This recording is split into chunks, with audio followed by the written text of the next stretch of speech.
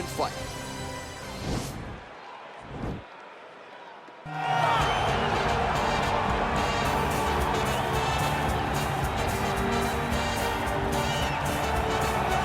All right, so here he is, the soldier of God, Olympic silver medalist, Yoel Romero. It's amazing to think he hasn't had a UFC belt around his waist. Most people think, or I should say, some people think he did enough to beat Robert Whittaker back in the day, but this is still one of the best middleweights on planet.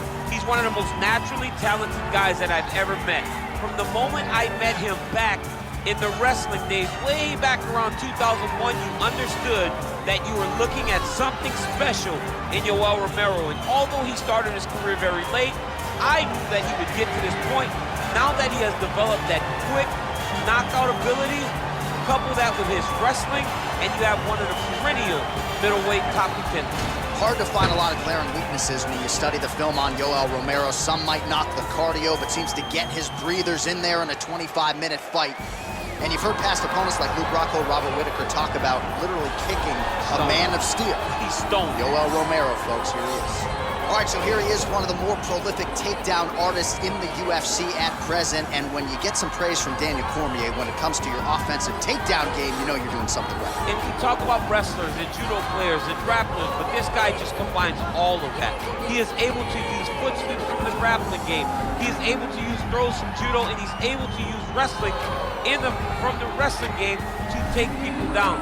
He has an array of takedowns at his disposal, and he uses every single one of them. From the speed of the level change to the timing to the knowledge of where to go next. When the guy starts to defend, he's truly, truly something special. I don't think he could take you down, but tonight he doesn't have to. So he does not in this matchup, prevailing wisdom is he'll be able to get this fight to the canvas. Our tale of the tape for this much-anticipated middleweight encounter. Romero is 9 years the elder. He is 3 inches taller. He will have a 2-inch reach advantage. And now for the particulars, here's Bruce. Ladies and gentlemen, this fight is 3 rounds in the UFC middleweight division. Introducing first, fighting out of the blue corner, a mixed martial artist holding a professional record of 13 wins, 5 losses. He stands 6 feet tall, weighing in at 185 pounds, fighting out of Coconut Creek, Florida, Yoel, Soldier of God, Romero! And now introducing his opponent, fighting out of the red corner. This man is a freestyle fighter, making his professional debut here tonight. He stands 5 feet 9 inches tall, weighing in at 185 pounds. Fighting out of the Republic of Dagestan, Russia, Bullet Crew.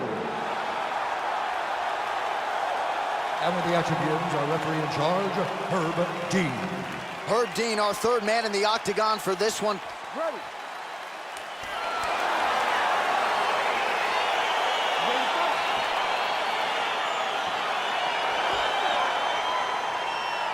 All right, so here we go with round 1, and fear is not a factor for him. He feels so confident in all of his skills.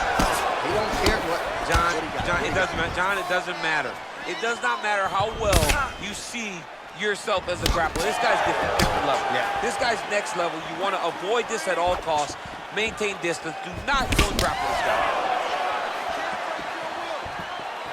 Head kick attempt, it's blocked.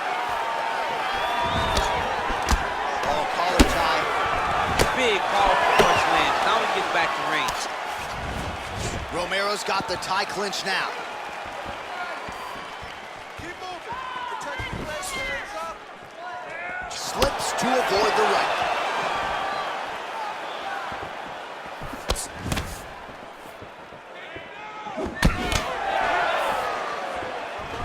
Well, he's looking for that left hand, just out of range, though, with it.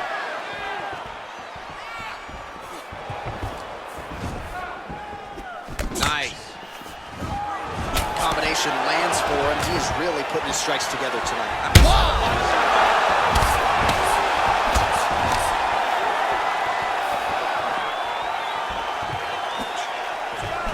So holding on to him here, not doing a ton, perhaps just looking to recover. If your opponent has you in the clinch, pulling down on your head, landing punch after punch, you have got to clear that collar tie, reach back inside, and try to find space. Look at him working at trying to shut the liver down. Just over 2 minutes to go in round 1.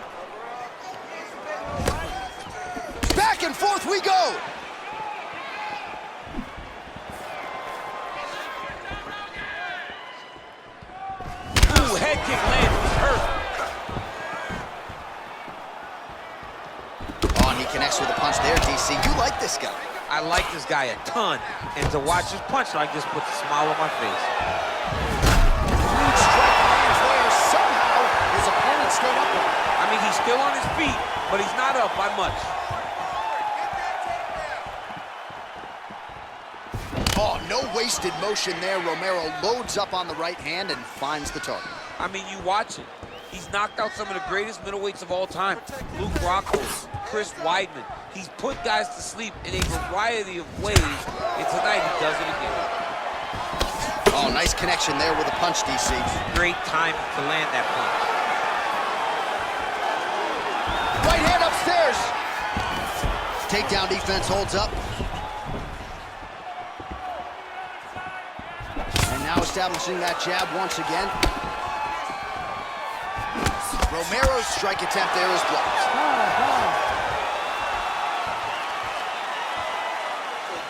Great, nice way to finish.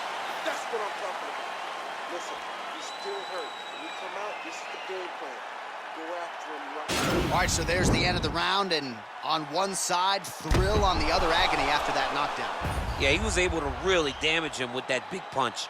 You see the hands, the speed, how sharp he is, how technical he is. It allows him to land in spots where his opponent is winging punches. Great strike landed, great punch landed to put his opponent down. You ready to fight? Ready.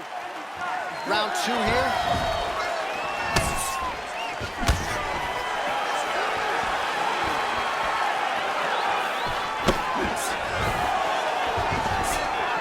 Went for the inside leg kick. All right, so he's landed some huge connection by him there. He needs to get on his bicycle, John. He needs to get into space so that he doesn't get finished.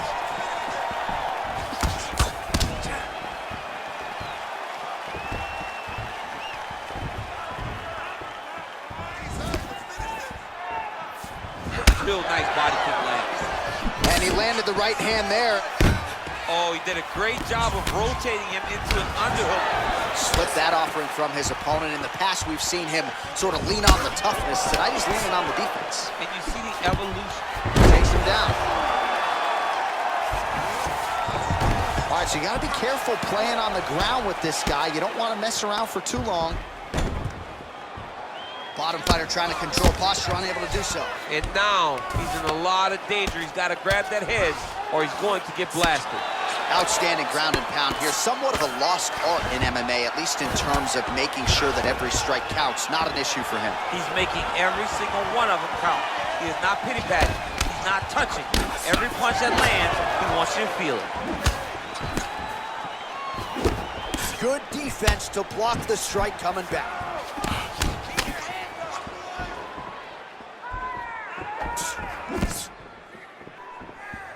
Well, he was a little bit lackluster in round one. You can't say the same here in this second round. He has really picked up the pace, an uptick in the aggression and the output, and starting to find his range here in the pocket.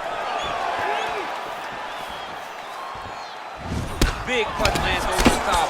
How's he going to follow this one? Oh, trying to turn out the lights with that roundhouse kick, but just misses. Big knee there.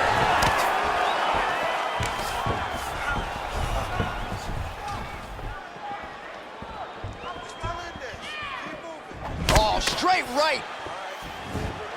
Both fighters hanging down in the pocket and both landing.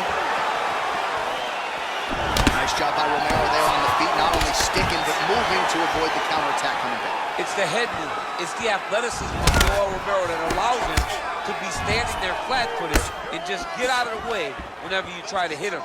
He's always been a phenomenal athlete, and he continues to be that even as he's aged.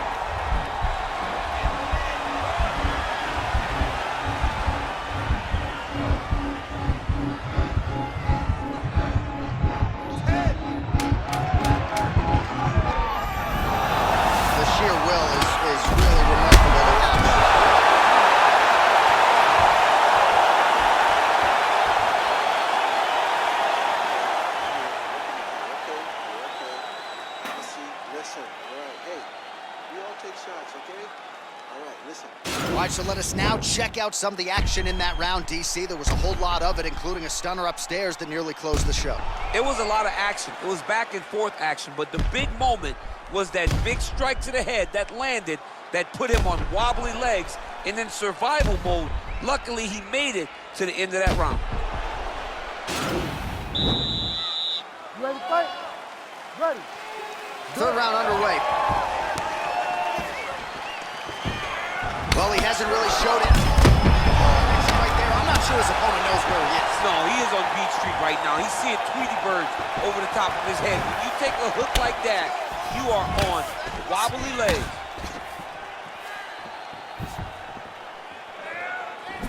Lands with a right hand. Just unable to quite find that range.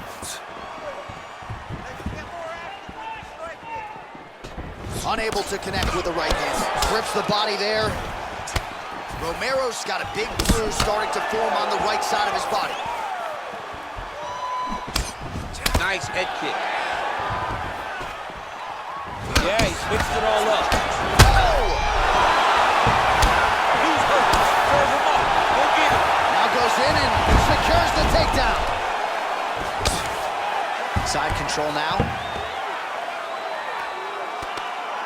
Well, you got to stay busy on the bottom. He's doing it here. Nice punch. How good is that right hand? Under 3 minutes to go in our third round. All right, so inside the open guard of his opponent. You got to be careful playing around for too long here on the ground with this guy. Oh, he's got the ground and pound going now. Gets up again here, but hurting. All right, well, time is the enemy now, DC, and he's really running out of it if he's going to get his hand raised tonight. He's got to go forward.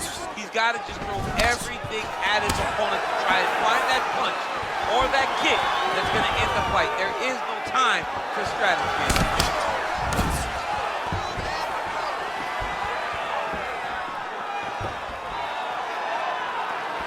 When you're in the clinch, you can pull down the head and land. Oh, he's hurt bad. He's hurt bad, John. He's got to press him. He's got to go chase that finish down now.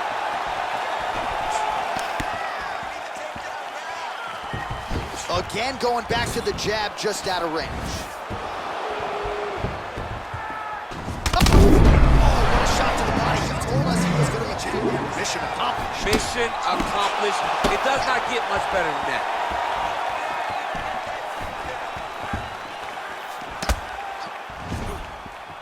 Just missing on the uppercut there. Beautiful strike.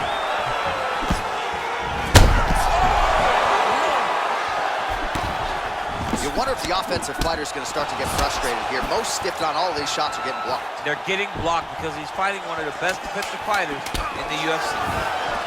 All right, he'll engage in a single collar tie. They go the 15-minute distance. What a fight!